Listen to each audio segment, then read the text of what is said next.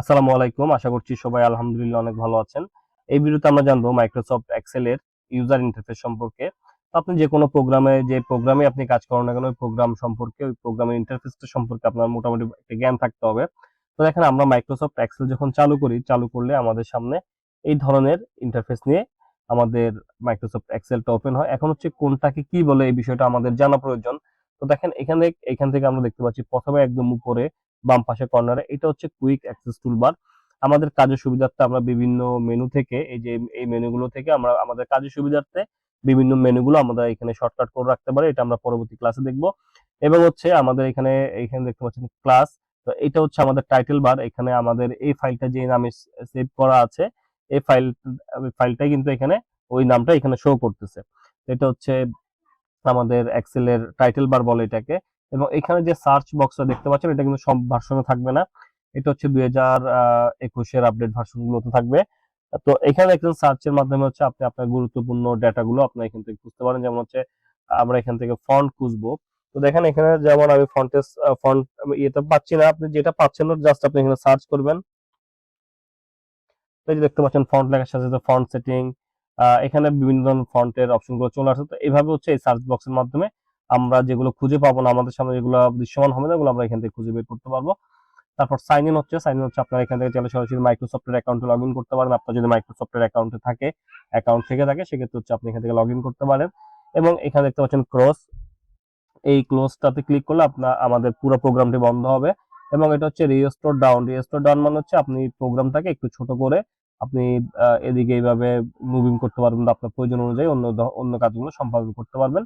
আবার যখন আমরা এই বাটনটাতে ক্লিক করব ম্যাক্সিমাইজ হয়ে যাবে, মানে হচ্ছে ফুল স্ক্রিন মোডে আমাদের সামনে চলে আসবে। এবং এটা হচ্ছে মিনিমাইজ করলে কি হবে দেখতে পাচ্ছেন আমাদের এই আইকনটা কিন্তু এখানে শো করতেছে। আমরা যখন আবার এই টাস্ক বারের মধ্যে আমাদের এক্সেলের আইকনটার উপরে ক্লিক করব আমাদের সামনে আমাদের এক্সেল ডকুমেন্টটা আবার দৃশ্যমান হবে।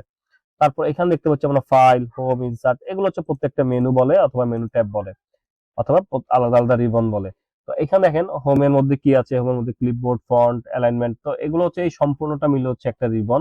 যেমন এটা হোম ট্যাবের অধীনে এই টুলবার গুলো আছে, এই সবগুলো টুলবার মিলে হচ্ছে একটা রিবন। তারপর হচ্ছে ইনসার্টও আছে, সেম পেজেও আছে। তো এগুলো হচ্ছে প্রত্যেকটা আলাদা আলাদা ট্যাব, আলাদা আলাদা রিবন। তারপর এখানে ফাইল থেকে হচ্ছে আমরা আমাদের পছন্দ অনুযায়ী আমরা ডকুমেন্ট গুলো এখানে নতুন ডকুমেন্ট ক্রিয়েট করতে পারি, ওপেন করতে পারি, সেভ করতে পারি, বা সেভ এস করতে পারি, বা প্রিন্ট করতে পারি।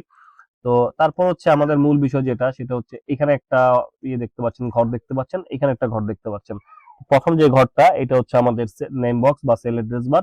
এবং এটা হচ্ছে আমাদের ফাংশন বার। আমরা যে সূত্রগুলো অ্যাপ্লাই করব এক্সেলে ওই সূত্রগুলো আমরা এখানে দেখতে পাবো, বা এখান থেকে আমাদের যদি কোনো সূত্র ভুল হয় আমরা এই ফর্মুলা বার থেকে আমরা এখান থেকে এগুলো কারেকশন করতে পারবো। তো প্রথমত এক্সেলে আপনাদের একটি বিষয় বুঝতে হবে, সেল অ্যাড্রেস কি বা সেল অ্যাড্রেস, সেল পয়েন্টার, এই বিষয়গুলো আপনাদের ক্লিয়ার করতে হবে। তো আদারওয়াইজ কিন্তু আপনি এখানে কাজে সুবিধা করতে পারবেন না। তো দেখেন আমরা যখন এক্সেলে ওপেন করব, এখানে আমরা যখন মাইক্রোসফট ওয়ার্ডে কাজ করেছি তখন কিন্তু আমাদের এরকম ঘর এই ঘরগুলো ছিল না। আমাদের আলাদাভাবে কিন্তু ঘরগুলো ট্যাবের মাধ্যমে কাজগুলো করা লাগতো।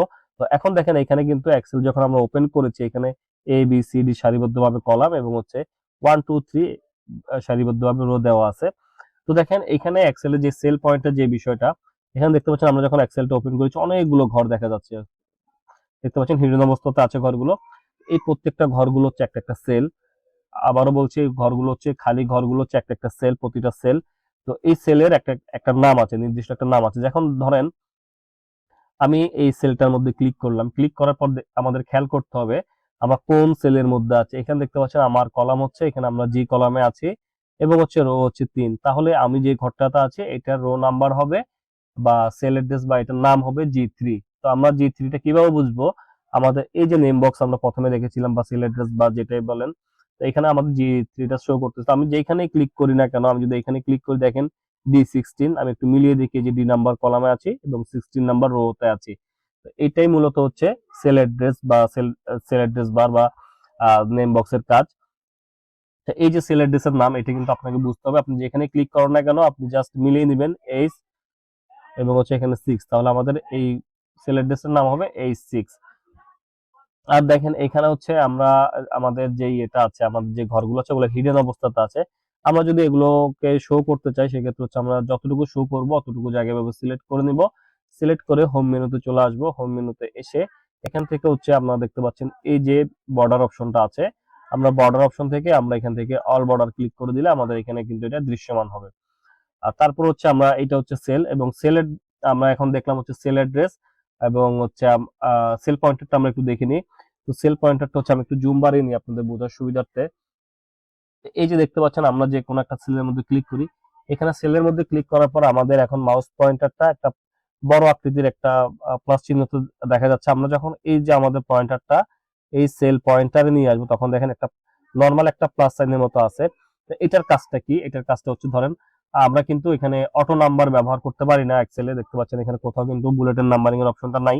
তো আমরা কি করব, আমরা এখান থেকে 1 এবং 2 লিখে নিলাম। লিখে আমরা যদি এই দুইটা ঘরকে সিলেক্ট করি, দেখেন এই দুইটা ঘর এইভাবে চাপ দিয়ে ধরে একটা প্রথমটা সিলেক্ট হলো এবং চাপ দিয়ে ধরে এটাকে সিলেক্ট করলাম। এখন এই যে সেল পয়েন্টারটা আছে আমরা যদি এইটাই এখন দেখেন প্লাস চিহ্ন আসছে, এখন যদি আমি মাউস দ্বারা চাপ দিয়ে ধরে টান দিয়ে নিচে আমাদের নাম্বারগুলো কিন্তু অটোমেটিক্যালি এটা জেনারেট হলো, আপনারা দেখতে পাচ্ছেন। তো এই যে নাম্বারগুলো আসলে এটা হচ্ছে মূলত সেল পয়েন্টারের কাজ।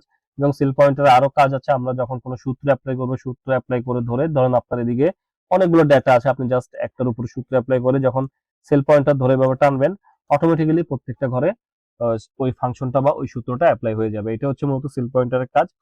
তো আশা করছি বুঝতে পেরেছেন। তারপর হচ্ছে আমরা একটু নিচের দিকে আসি। তো এখানে দেখতে পাচ্ছেন শীট 1 লেখা আছে।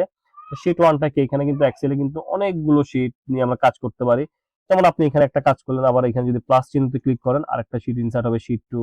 এবার আপনি প্রত্যেকটা শীট আলাদা আলাদা ইনসার্ট করতে পারেন।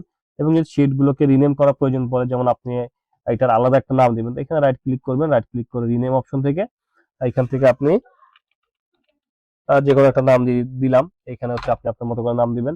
তারপর শীট 2, শীট 3। এখন যদি আপনি শীট রাখতে না চান, শীট যদি ডিলিট করতে চান, সেক্ষেত্রে হচ্ছে আপনি শীটের উপরে ক্লিক করে ডিলিট অপশনে যাবেন, আবার শীটের উপর ক্লিক করে ডিলিট অপশনে যাবেন। তো শীটের উপর রাইট ক্লিক করে ডিলিট অপশনে যাবেন। তো এইভাবে হলো আমাদের শীটগুলোকে ডিলিট করতে পারি বা ইনসার্ট করতে পারি। এটা হচ্ছে হরিজন্টাল স্ক্রলিং বার। তো এখান থেকে দেখেন আমরা এক প্রান্ত থেকে আরেক প্রান্ত যেতে পারবো, এবং এটা দিয়ে হচ্ছে আমরা উপর থেকে নিচে এবং নিচ থেকে উপরে উঠতে পারবো।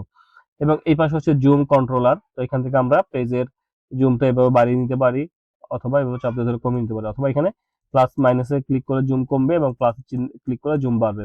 তারপর এটা হচ্ছে পেজের ভিউ লেআউট, আপনি পেজটাকে কোন লেআউটে দেখতে যাচ্ছেন। তো দেখেন এখানে কিন্তু আমাদের কোনো পেজ শো করতেছে না। এখন পেজ বলতে আমাদের কোনো ইন্ডিভিজুয়াল আলাদা আলাদা পেজের আমরা মাপটা বুঝতে পারছি না। আমরা যদি এখন এখান থেকে পেজ ভিউ লেআউট মোডে যাই, এখানে দেখতে পেজ লেআউট এই মোডে গেলাম, এই যে দেখতে পাচ্ছেন আমাদের কিন্তু প্রত্যেকটা আলাদা আলাদা পেজ শো করতেছে। এখন যদি আমরা পেজ ব্রেক ভিউতে যাই, তাহলে হচ্ছে আমরা যতটুকু এরিয়াতে কাজ করছি শুধুমাত্র অতটুকু এরিয়াতে দেখা যাবে। এই দেখতে পাচ্ছেন পেজ 1 এবং পেজ 2 এই পাশে দেখা যাচ্ছে। তো এইগুলো হচ্ছে আপনারা আমরা নরমালে রাখতে পারি, অথবা হচ্ছে পেজ ভিউতে এই মুডটা তো রাখতে পারি। তারপর এটা হচ্ছে স্ট্যাটাস বার, এখানে আপনি কতগুলো পেজ নিয়ে কাজ করতেছেন, কতগুলো ডাটা লিখতেছেন, এগুলো হচ্ছে এখান থেকে দেখা যাবে।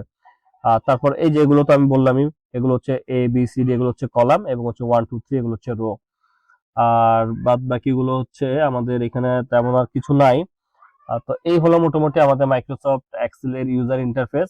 তো আশা করব ভিডিওটা আপনাদের ভালো লাগবে। যদি ভিডিওটা আপনাদের ভালো লাগে তাহলে অবশ্যই লাইক, কমেন্ট, শেয়ার এবং সাবস্ক্রাইব করতে পারেন, এবং নিত্য নতুন ভিডিও পেতে নোটিফিকেশন বেল আইকনটি অন করে রাখতে পারেন। তো সবাই ভালো থাকবেন, সুস্থ থাকবেন, নিজের খেয়াল রাখবেন। আল্লাহ হাফেজ, আসসালামু আলাইকুম।